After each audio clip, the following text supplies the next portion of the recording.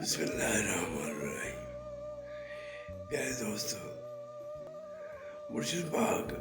شیخ عبد القادر جیلانی رحمۃ اللہ تعالیٰ علیہ فرماتے ہیں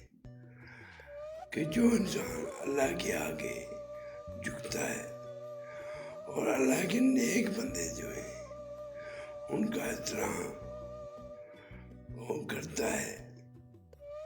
تو اللہ تعالیٰ اسے بہت بلند مقام عطا فرمائے گا، کیونکہ یہ جو اللہ کے نیک بندے ہیں ان کا احترام کرنا بھی عبادت میں آتا ہے، اور اللہ تعالیٰ وہ اجر عطا فرماتا ہے